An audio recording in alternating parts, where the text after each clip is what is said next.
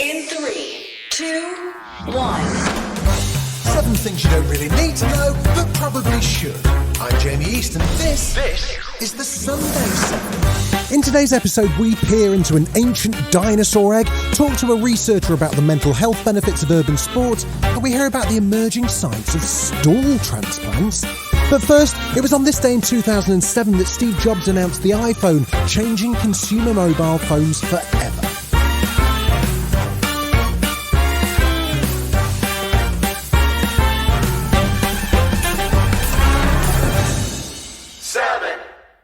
How do you imagine the future of food? Perhaps robot farming and high-rise aquaponics? Well, on the outskirts of Helsinki, a Finnish food tech startup says it's making a new protein from thin air. It's called Solein, and it's a nutrient-rich protein grown in a fermentation tank from a single microbe. Provide growth conditions for the cell through a technology called gas fermentation. You can compare that to wine making or beer making, where you have a liquid that has sugars typically, for example from grapes or similar. And typically, for example, wine making, you add yeast to this sugars liquid, and this yeast eats sugar for carbon and energy to grow and express some alcohol to the surrounding liquid. We do the same, but our microbe does not eat sugar, but it is hydrogen and carbon dioxide that we bubble in as gases in the fermenter. And that's where the very fundamental point is, how to disconnect from agriculture. No agricultural feedstock is used. That's Pasi Veijanikka, CEO of Solar Foods. Between land use, packaging and waste management, annual food system emissions are estimated to be 18 billion tonnes of CO2. Solar Foods is trying to make food without this environmental stressor, and when their electricity comes from renewable sources, there's almost zero carbon emissions. According to the startup, their process is 20 times more efficient than photosynthesis. So, how's it done? Well, after the microorganisms have grown and multiplied in water, they're then removed and dried, and the result is Solein in a yellow powdery supplement form. As for the taste... very neutral, so it's kind of umami. In some ways it is a bit like yeast extract, or I would assume that if we would have like a lactic acid bacteria as a powder, so it would be pretty similar. It is yellow in color, so this color comes from beta-carotene. So this is of course the same color that is in carrots. So I taste a little bit of carrot. The food tech startup's now seeking approval in the UK and EU, and once production is scaled, they hope to produce an impressive 4 million Solein meals a year by 2023.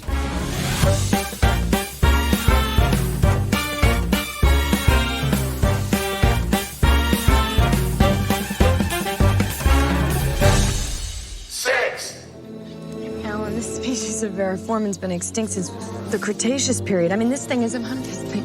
What? It's almost like the start of Jurassic Park. Scientists have announced the discovery of an exquisitely preserved dinosaur embryo from at least 66 million years ago that was preparing to hatch from its egg just like a baby chicken. The dinosaur egg fossil was found in Gansu, China, and according to researchers, this is one of the best preserved dinosaur embryos ever found and reported in Science. And because it is so well preserved, we can observe its posture very clearly, which allows us to compare it with other dinosaurs as well as modern birds. The Dino Egg, which dates back to the late Cretaceous period, was found inside of a rock and was in storage for over a decade. It was only a few years ago that scientists from the University of Birmingham and the China University of Geosciences identified the rare specimen inside.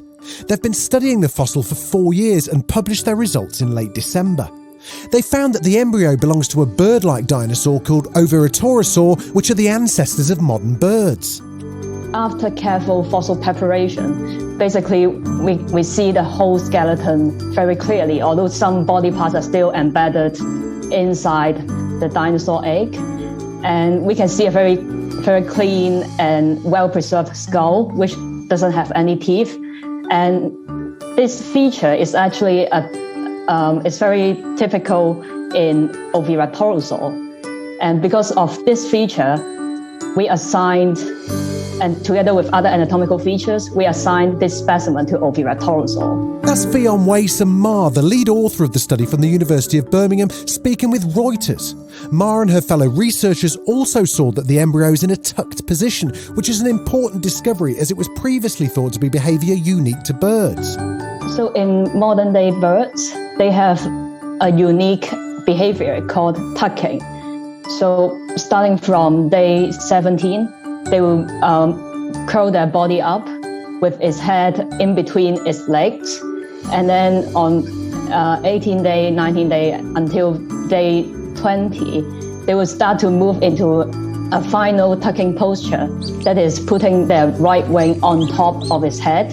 And this posture was suggested to help the bird stabilize when they try to crack the eggshell using its beak.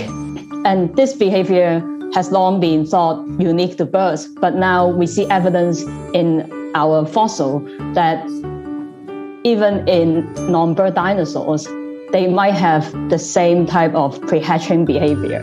The scientists will continue to examine the specimen in more depth, and their findings will be used for the future study of fossilised embryos. Still to come in the Sunday 7, we talk to a researcher about the mental health benefits of skateboarding and the tech company zapping cow dung to trap greenhouse gases. What's the beef with cows these days? In recent years, methane emissions have become the new challenge in our fight against climate change, and cows have become the new villain.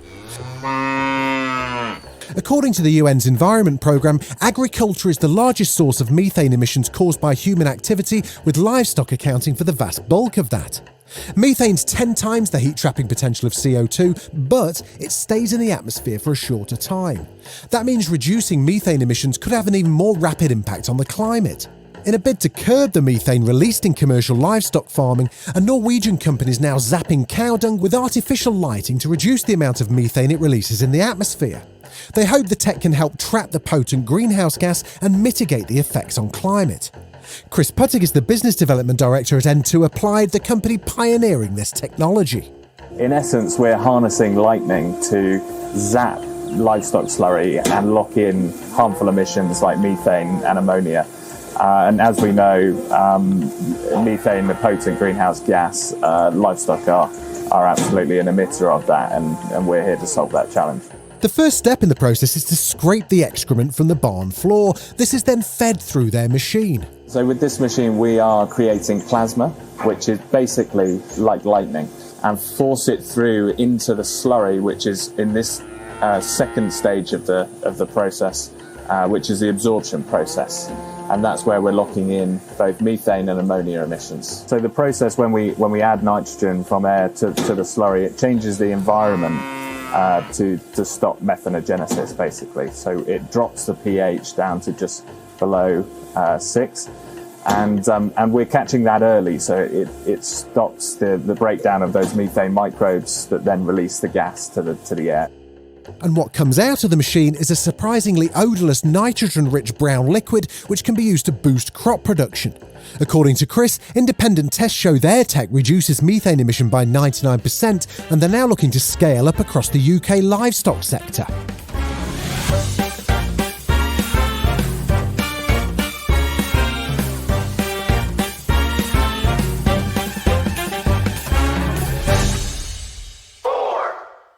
After a year of pandemic, 2021 saw the return to major sporting events. Tennis was back in full swing, England almost brought it home, and Tokyo held a spectacular Summer Olympics.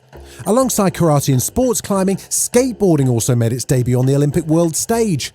Whilst the sport's typically associated with youth and urban culture, new research suggests that skateboarding in middle age can actually have a profound effect on mental well-being. Dr. Paul O'Connor is a skateboarder and researcher at the University of Exeter and has interviewed skateboarders both at home and abroad for his new study.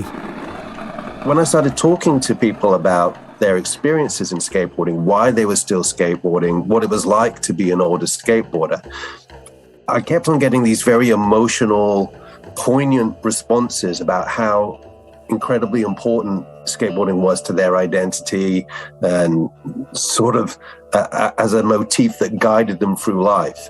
Whilst there are obvious health benefits of getting more physical exercise, Paul's research shows those benefits don't just stop there. a lot of people say to me, well, that's really good, it's interesting, but I can do the same thing by going for a jog or riding my bicycle, right? So what's the big deal? Why are you saying skateboarding is so great?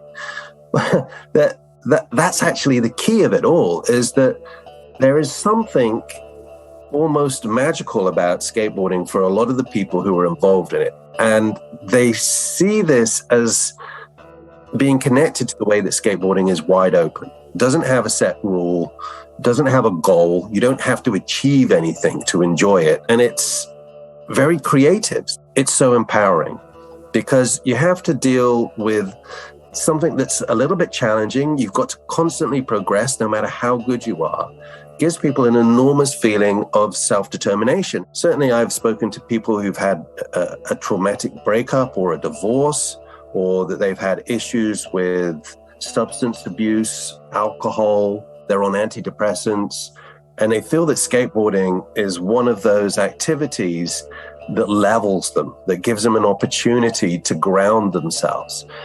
Now, what's key here is that it's not a solution. It doesn't solve all of your problems. And I don't want people thinking, oh yeah, if I jump on a skateboard, I'll never be unhappy again.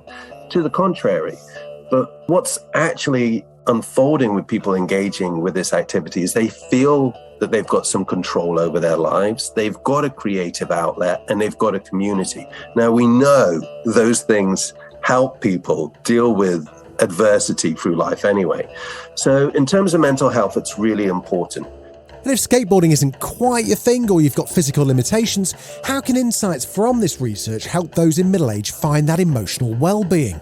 I think it's key to look at those types of activities that can give you some kind of creative outlet. And for a lot of people, skateboarding has triggered this realization that, hey, I'm a writer, or I really enjoy doing art, or I really want to learn an instrument, even learning a language. So I think if you can try and find some of that magic, something that plugs you into a community or gives you a sense of purpose and power, like I'm going to do something against the grain that people don't expect of me, then you're basically skateboarding anyway, right?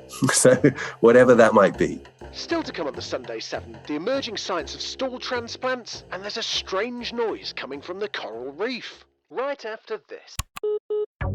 You're listening to the Sunday 7. Follow us for your weekday news espresso, or even try our Island edition. It's in all the usual places.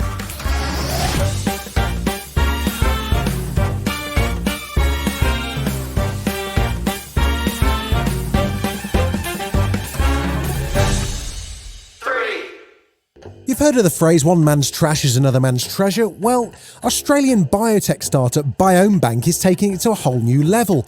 They're on the hunt for the perfect poos.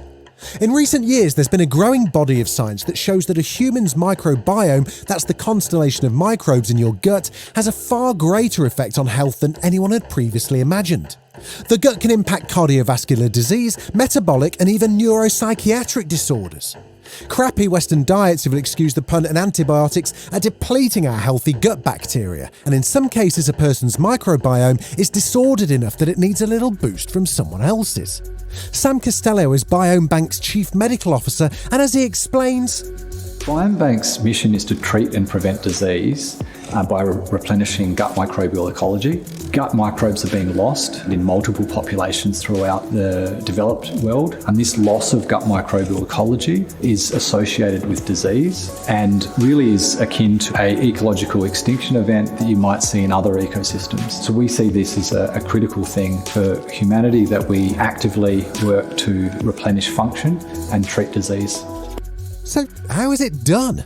A fecal microbiota transplantation involves collecting stool from a healthy individual who's thoroughly screened, and then processing that within our GMP facility under anaerobic conditions, and then we freeze the stool prior to delivering it to hospitals, whereby a doctor can thaw the FMT and deliver it into the bowel of the patient to treat the disease. Now, this isn't just disease treating, but disease modifying. And as scientific understanding of the microbiome improves, the possibilities of fecal transplants are expanding.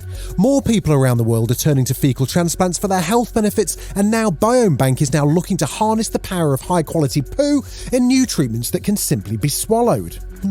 Thomas Mitchell is the company's CEO, and he's got high hopes for the future of their product. We're hoping to receive investment throughout this year, and we'll be using that to take our drug product and not only just distribute it in Australia, but all throughout the APAC region. There's an opportunity for us to take our existing technology, our discovery platform, and really kind of leverage it in multiple diseases. Whilst we can do that ourselves, sometimes it's best to partner with some of these larger biotech or pharma. They have an interest in certain disease areas, and they may have access to samples or data that we may not have. And so there could be a really great combination to really go after these second generation therapies in inflammatory bowel disease and treat patients globally.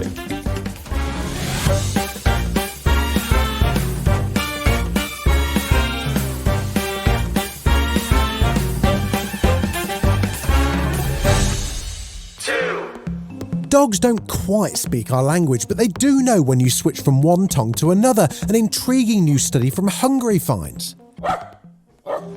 So this is the first time that we see in a non-human brain the ability to distinguish between languages. That's Attila Andix, a senior brain researcher from Eötvös Loránd University. The study examined the brains of 18 dogs as they listened to excerpts from The Little Prince in both Spanish and Hungarian. The dogs taking part had only ever heard one of the two languages before, and as author of the study, Laura Cuillaga explains. For example, Spanish, some people consider that sounds more as a song. It's a more melodic language. And for example, Hungarian is super steady because of this pattern. So we believe that dogs detect that. And the results really surprised us because we saw two different brain regions in the dog auditory cortex. An earlier processing, so-called primary auditory cortex brain region, which distinguished between speech and scrambled speech.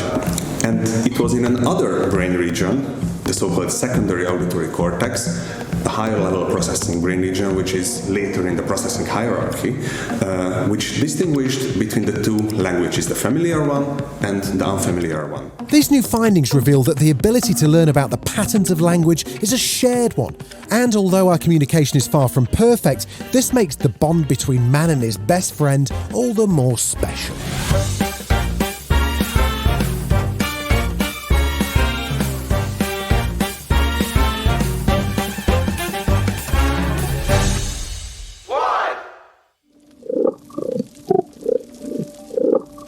Have you ever heard of a fish growling? Or what about whooping and calling? So fish being silent is actually one of the biggest lies that anyone's ever been told.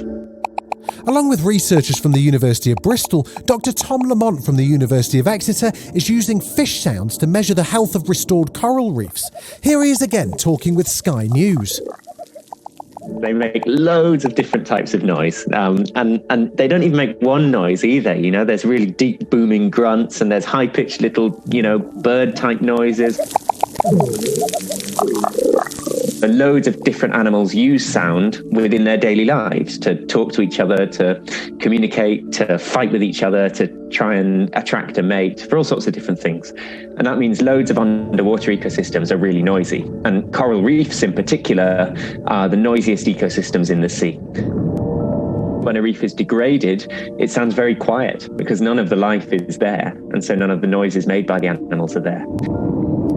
What we did in this study was to go to somewhere where they had for years and years been regrowing the coral and trying to rebuild the ecosystem in that way. And for the first time, we were able to test whether that regrowing of the coral had rebuilt the whole ecosystem, whether all those noisy animals had come back or not.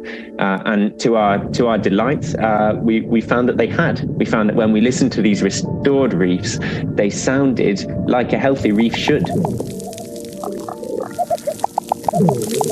Climate change is a massive issue for coral reefs around the world.